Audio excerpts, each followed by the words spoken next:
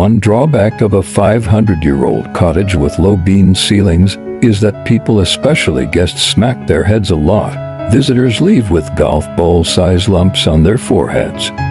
And more than once I've had to scrape blood and bits of scalp from the door jambs. A plus is that, with such low ceilings, there are no overhead light fixtures.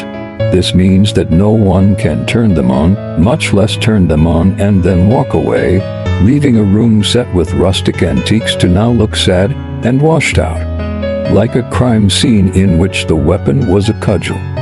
It is funny how with the flick of a switch you can perform a virtual charmectomy, wiping away everything that made a place inviting. Odder still are the people who don't notice. I never knew you were that kind of person. I'll often think, shocked that someone I liked enough to invite into my home turned out to be one of them, a type 1 know all too well. If my father were talking dull, the kind with a ring in his back that, when pulled, caused him to repeat his most often used phrases, the ones that make him in. The first would be turn the damn light on, followed by turn that damn light off. The off that I'm all for. It's one of my trademark phrases as well. I never leave lamps burning in a room that I'm not in. When home alone, I've been known to use a flashlight when going from one floor to another. It's not that I'm cheap, rather, it just seems wasteful. Given the finite amount of natural resources we have left, what's more important? Brightening my empty living room for no reason whatsoever, or powering the machines preserving the cryonically frozen bow. Ye of double triple crown winner Ted Williams. I'm no baseball fan, but it would be fun to watch someone who died in 2000 to thaw out, discover that we have a black president, and die all over again, this time of a heart attack. When I was growing up, it was my mother who cooked dinner, and my mother who put it on the table. Most often she did the cleaning up as well. Was it that much to ask, then, that she got to eat by her beloved candlelight? I can't see my damn dinner, my father would complain 2 seconds after sitting down. Well, that never stopped Jose Feliciano. I remember thinking, you know where your plate is, so doesn't it stand to reason that your food is on it? He'd turn the overhead light on, and beneath it we'd all become solemn. The candles burning in their lovely holder were now just cigarette lighters, for my mom at first, and later for just about all of my sisters and me. The moment my father finished eating, he would leave the dining room and go downstairs to watch TV. We would then douse the overhead light and spend hours around the table. Our faces were naturally youthful back then, but the added rosiness was a nice touch. As for our mother, she was transformed. Everyone looked better in the soft glow of a candle, and everything as well. The batter-powered grandfather clock, the ceiling with its smoke-stained cottage cheese finish, the gravy-spattered family portraits displayed atop the buffet. Until the overhead light was snapped back on, all of these things were forgiven. Down in my room, it was nothing but lamps, sometimes with scarves draped over the shades, like I was an aging silent screen goddess rather than a 15-year-old boy with braces on his teeth.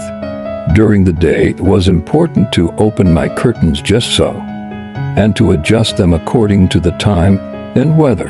The best light came late in the day and in autumn, when it was golden and fell in shafts across the perfectly made bed. I would sometimes get shivers. Do other guys lean against their dressers, admiring the play of sun and shadow on their Gustav Klimt posters? I'd wonder.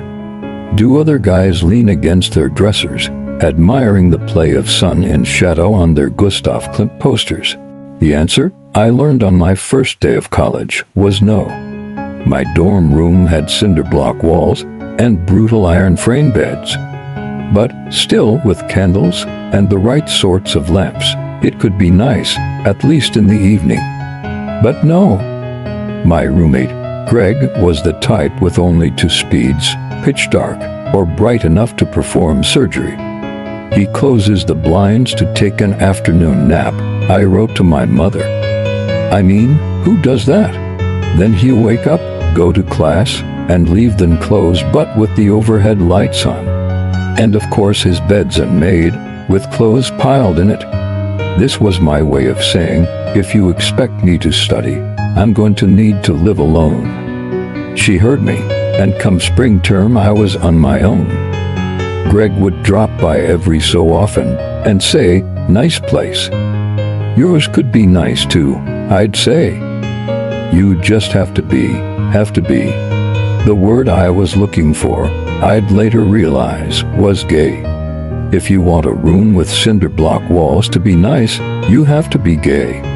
When I first moved to New York, I shared an apartment with a straight guy named Rusty, who was terrific in every respect but one: he liked overhead lights, and would leave them burning even in the daytime.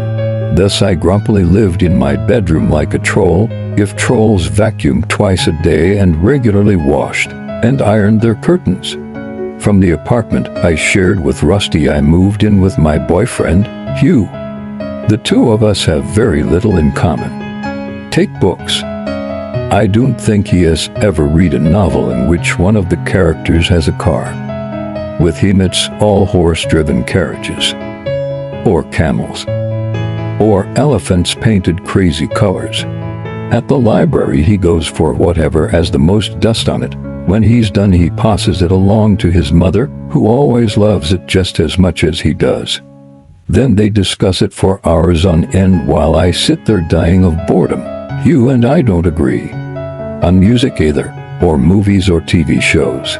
If I think something's funny, he finds it depressing or cruel or, worst of all, predictable, like he's some comedy psychic and can see everything coming from a mile away. What we do have in common is an aversion to overhead lights, and on the worst of days I still believe it's enough to keep us together. Every night the candles are lit and placed on the kitchen table. In their glow I can see the person I met almost 25 years ago, young again and dashing. The effect is even better when I take off my glasses, leaving nothing between him and the eyes I have ruined with a lifetime of reading in the dark. "Is that you?" I'll sometimes ask. "Here, give me your hand." I'd never touch him on the street, I'm just not built that way, but alone together in our beautiful gloom I can see no reason in.